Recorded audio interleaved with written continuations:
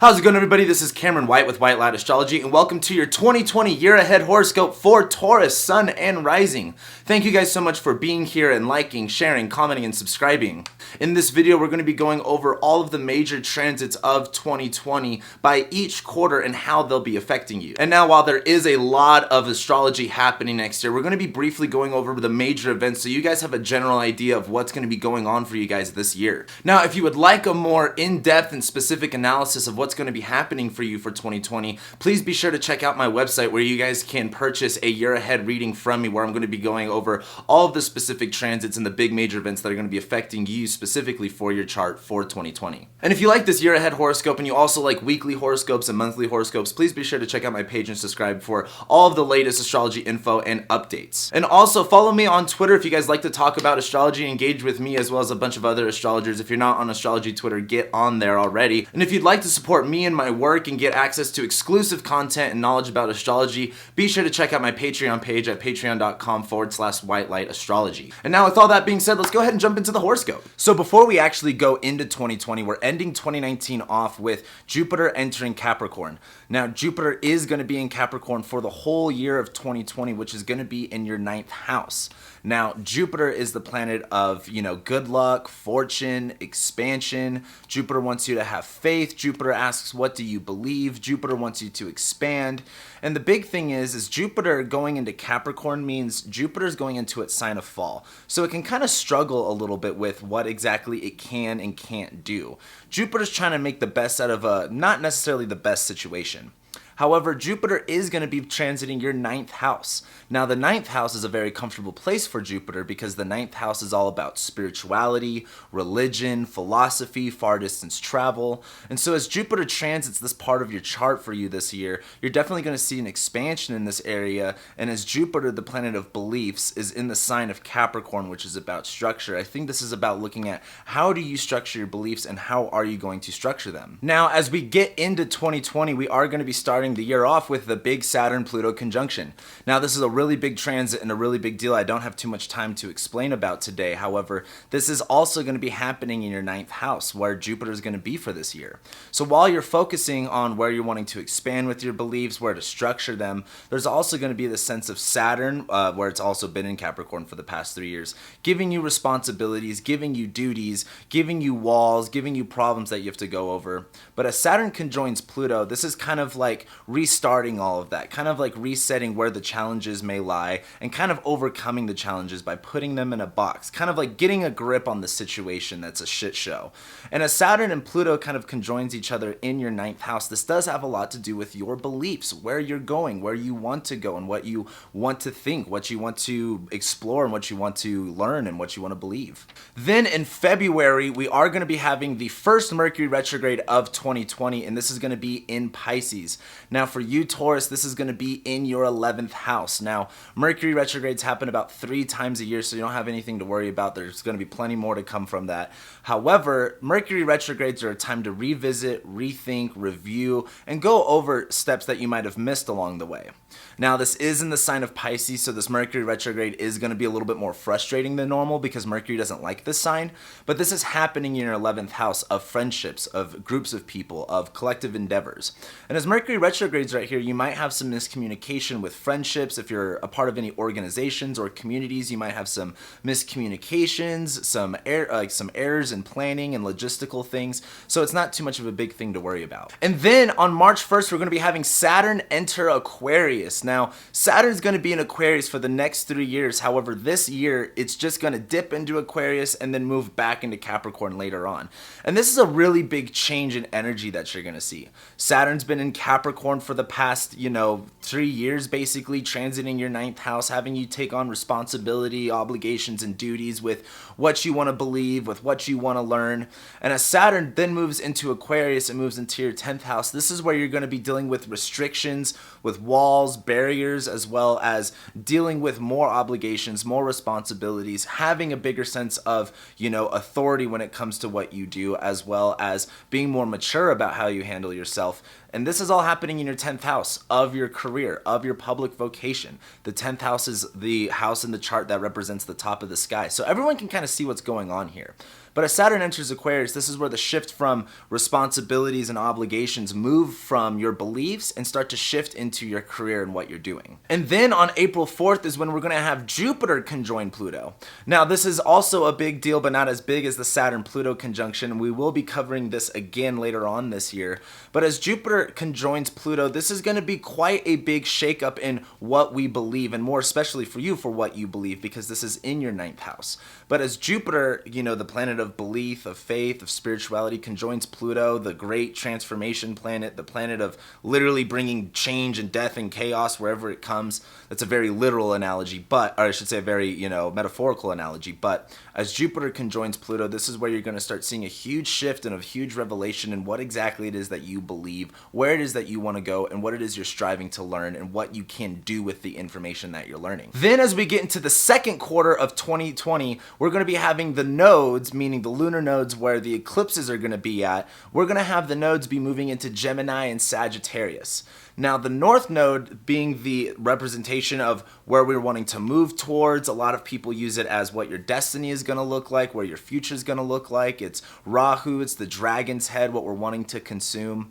As the North Node moves into Gemini, this is going to be putting more of the focus on information and consuming information. What is the information that we're consuming? And the South Node being what we want to let go of, what we're looking to release, what we're moving away from, is going into Sagittarius, which is the sign of belief, which is the sign of religion and whatnot. And so with the nodes moving into Gemini and Sagittarius on this axis, you're going to see a lot more of a focus on using the information that we have available, what information is being communicated, and letting go of the past beliefs that we could have had. This new information might change a lot of the beliefs that we've had in the past. And this North Node, South Node moving into Gemini Sagittarius for you guys, Taurus, is moving into your 2nd house, into your 8th house. So there's going to be this more focus and information regarding where your money's at, where your assets are at, what do you physically own and possess, what do you want to own and possess. And the South Node in Sagittarius moving over to your 8th house is going to be kind of releasing and straying away from the unknown, hidden things. The 8th house is of death. The 8th house is of inheritances, of insurance, of debts, and other people's money. So there's going to be more of a focus on understanding what you have and letting go of any type of, webbing that you can have with other people or any type of debts that you may have. Now, after eclipse season in Gemini, we're going to be having Venus station retrograde in Gemini as well in the second quarter of 2020, which this is a very big deal. Venus retrogrades every year and a half. It is, one of those things that just kind of, naturally happen. Same thing, Mars retrogrades every 2 years. Venus retrogrades are not like Mercury retrogrades, where Mercury retrogrades make you focus on, rethinking, reviewing, replanning. Venus retrogrades are about a value shift, and this Venus retrograde is kind of shifting our value with information. As Venus is in Gemini, Venus in Gemini can really want to have a lot of mental stimulation. Venus in Gemini is kind of looking for the right answers, always looking to communicate and socialize. And as Venus retrogrades in Gemini, this is going to be kind of turning that tide and kind of going, hey, what am I valuing? What information, what stimulation, what, communication am I valuing? And where do I need to shift that to? As Venus retrogrades in Gemini, it is going to be happening in your 2nd house of your money, of your finances, of what you own and possess. So there can be a big value shift in what you're doing with your money and what you actually are doing with your physical possessions as we get through May of 2020. And then we're ending the second quarter of 2020 with Mercury stationing retrograde in Cancer. Now, again, this is the second Mercury retrograde of this year, and Mercury retrogrades are all about rethinking, reviewing, re-strategizing, and going over everything. However, this is happening in the sign of Cancer, which rules your guys' 3rd house. The sign of Cancer is all about our needs, what we need to nurture, what emotionally needs to be protected, as well as where do we need to find more trust and more sympathy.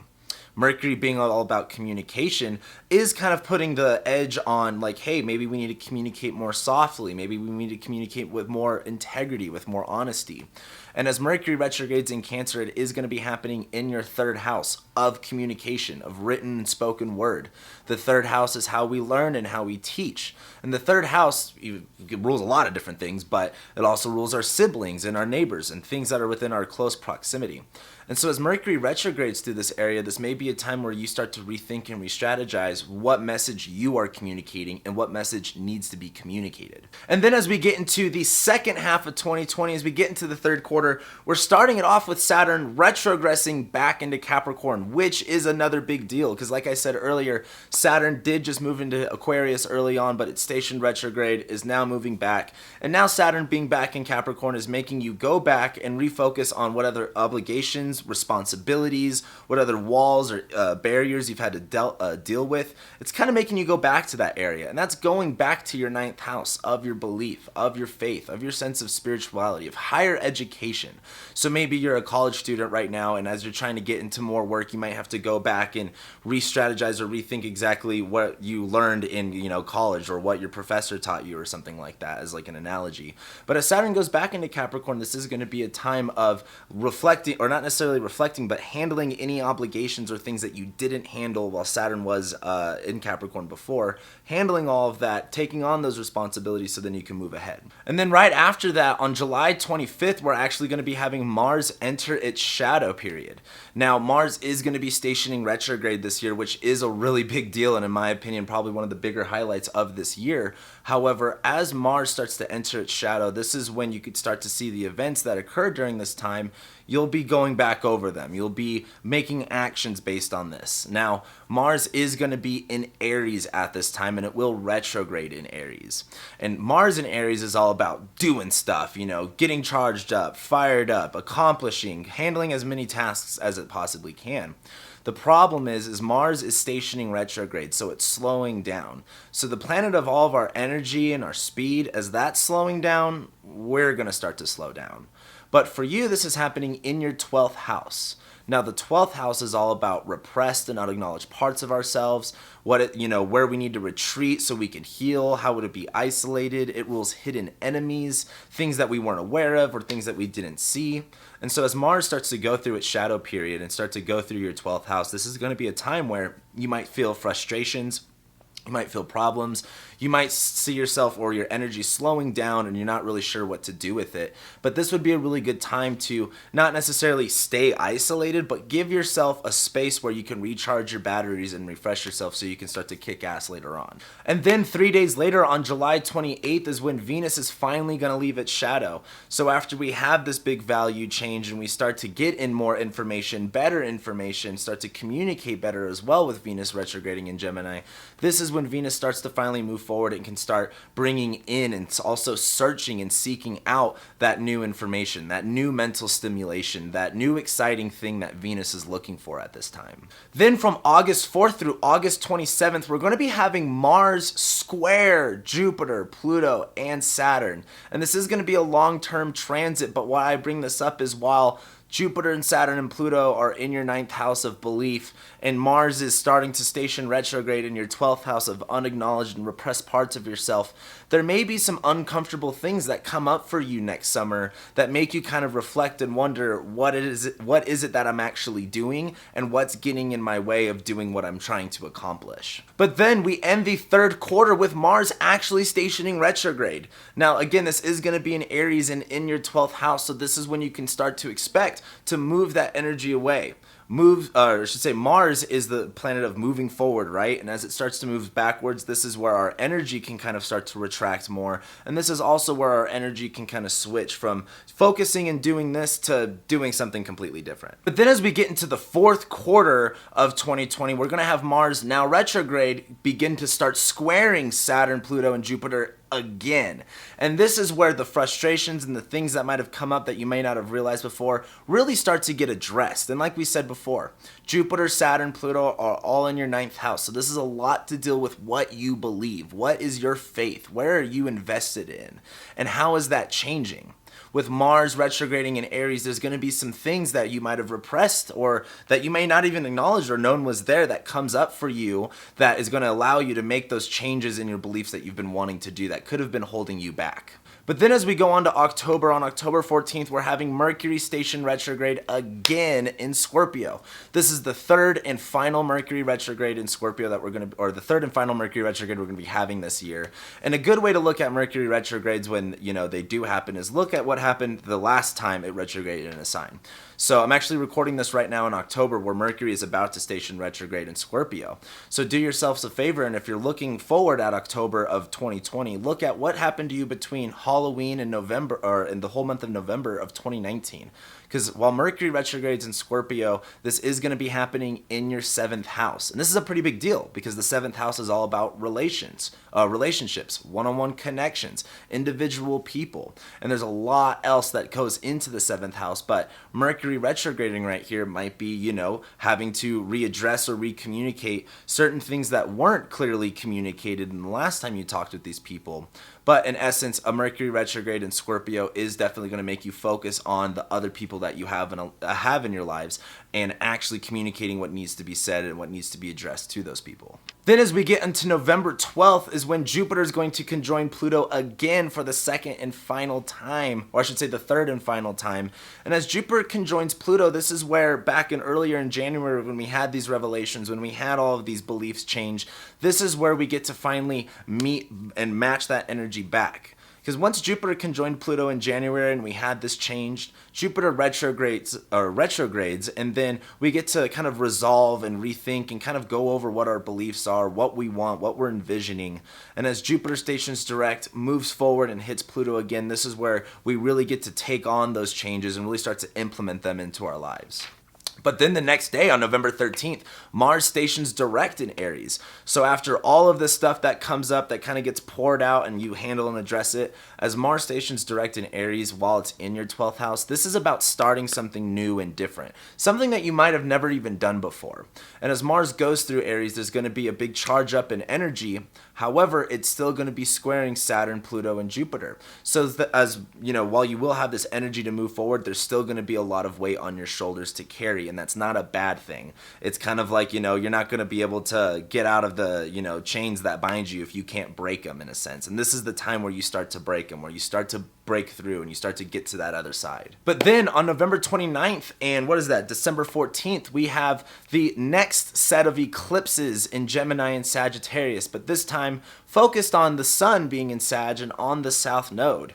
And like we talked about with Gemini season and the Gemini eclipses that we're having while Venus retrogrades, this is more of a focus on the information that we need to learn, the information that we want to have, refocusing what exactly it is or what information we're receiving and changing our beliefs, letting go of our beliefs with what new information we have available.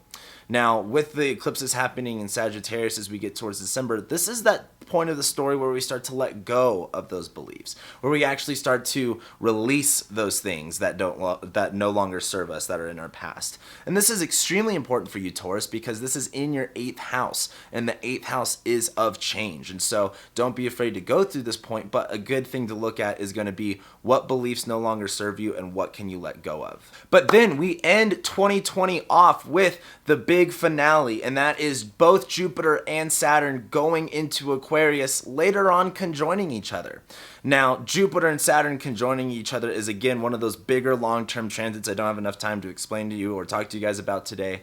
However, as Saturn goes back into Aquarius and you start to lock in those responsibilities and those obligations and start to, have more challenges and new challenges in your career, we have Jupiter moving into Aquarius, where Jupiter gets to expand your career, and Jupiter looks for you to get better network and get a better connection with who you are connected with or with what you are connected with in your career.